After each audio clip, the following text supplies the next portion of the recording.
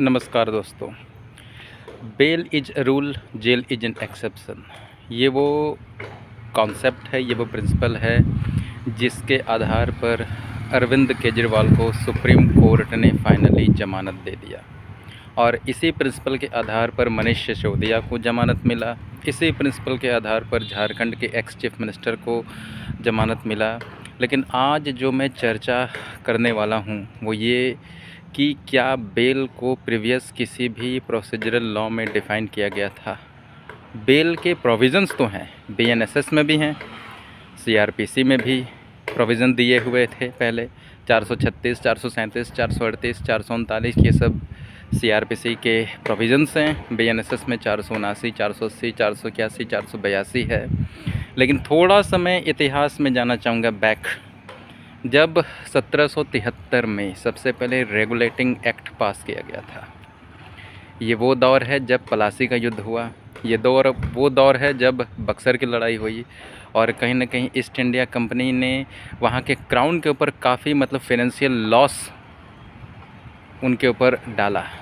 तब क्राउन ने वहाँ का डिसाइड किया कि अब यहाँ पे कुछ रेगुलेशंस लाने पड़ेंगे और रेगुलेटिंग एक्ट 1773 पास किया गया, जिसके तहत कलकत्ता में सबसे पहले सुप्रीम कोर्ट की स्थापना हुई।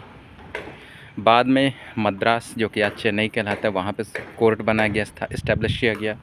फिर उसके बाद बम्बई में आपका सुप्रीम कोर्ट को इस्टेब्लिश किया गया।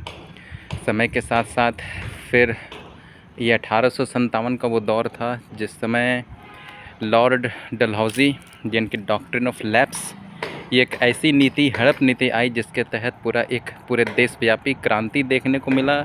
और 1857 की क्रांति के बाद वहाँ के क्राउन ने डिसाइड किया कि ईस्ट इंडिया कंपनी का जो कंट्रोल है एडमिनिस्ट्रेशन के ऊपर भारत के, वो हटाना पड़ेगा। और फाइनली वहाँ के क्राउन ने पूरा एडमिनिस्ट्रेशन जो है अपने हाथ में ले लिया इंडिया का। और यहीं से 1860 का आईपीसी 1861 में इनेक्ट किया गया भारत में, इंडियन पिनल कोड, जो अभी तक चलता आ रहा था। क्योंकि आईपीसी जो है, इंडियन पिनल कोड, एक सब्सटेंटिव लॉ है जिसमें आपके राइट्स एंड लाइबिलिटीज़ को बताया गया है, लेकिन इसको सही तरीके से इम्प्लीमेंट करने के लिए कोई ना कोई एक प्रोसीजरल लॉ भी चाहिए था। तो finally CrPC, criminal procedure code, 1882 में इसे इम्प्लीमेंट किया गया, इनेक्ट किया गया इंडिया में। कुछ अमेंडमेंट्स, कुछ मॉडिफिकेशन के साथ 1898 में फिर से इसे री इंट्रोड्यूस किया गया।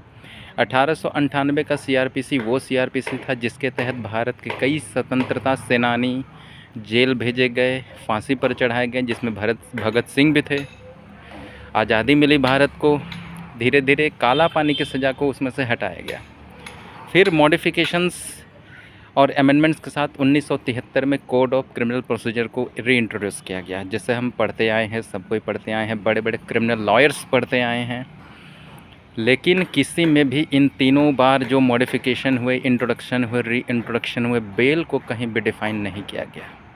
बीएनएसएस, भारतीय नागरिक सुरक्षा संहिता में पहली बार बेल को सही तरीके से इंट्रोड्यूस किया गया, डिफ़ाइन किया गया है कि बेल होता क्या है। सेक्शन 2 सब क्लॉज बी में बेल को डिफ़ाइन किया गया, और जिसका मतलब है, जिसमें पुलिस को पावर दिया गया है। सबसे बड़ी बात है कि रिलीज़ ऑफ ए पर्सन को रिलीज़ तो किया जा रहा है, who is accused of an offence, किसी ऑफेंस में वो अक्यूज़ पाया गया है। लेकिन इसके साथ साथ लिख दिया गया कि सस्पेक्टेड, अगर पुलिस को लगता है कि कोई व्यक्ति, संशय अगर पुलिस को लगता है कि ये भी इस ऑफेंस में शामिल है, तो उसे भी अरेस्ट करेगी और उसको रिलीज़ करने के लिए क्या किया जाएगा, उसी व्यक्ति के द्वारा एक बॉन्ड, चाहे बेल बॉन्ड, एग्जीक्यूट किया जाएगा। और जो अरेस्ट होता है वो जो होता है एज़ पर द लॉ होता है। Who is in detention, who is arrested by the court of law. Law का मतलब चाहे इन्फोर्समेंट डायरेक्टरेट का अपना लॉ हो गया पीएमएलए के तहत, चाहे सीबीआई ने अपने करप्शन के तहत किसी को अरेस्ट किया, चाहे पुलिस ने किसी भी ऑफेंस में किसी को गिल्टी पाया तो उसे अरेस्ट किया। ये तीनों कंडीशन में, चाहे वो पर्सन अक्यूज़्ड हो चाहे सस्पेक्टेड हो, उसे अरेस्ट किया गया है। अब उसे रिलीज़ किया जाएगा, और रिलीज़ करने का तरीका क्या होगा, उसी व्यक्ति के द्वारा जिसको अरेस्ट किया गया है वो एक बॉन्ड एग्जीक्यूट करेगा, बेल बॉन्ड एग्जीक्यूट करेगा। बॉन्ड में क्या होता है कि आप अपना एक अंडरटेकिंग देते हैं। बेल बॉन्ड में क्या होता है, आप श्योरिटी के साथ अंडरटेकिंग देते हैं। तो ये है आपका बेल का कॉन्सेप्ट। ऐसे ही कॉन्सेप्ट्स के साथ जानने के लिए हमारे साथ बने रहिए। जय श्री राम।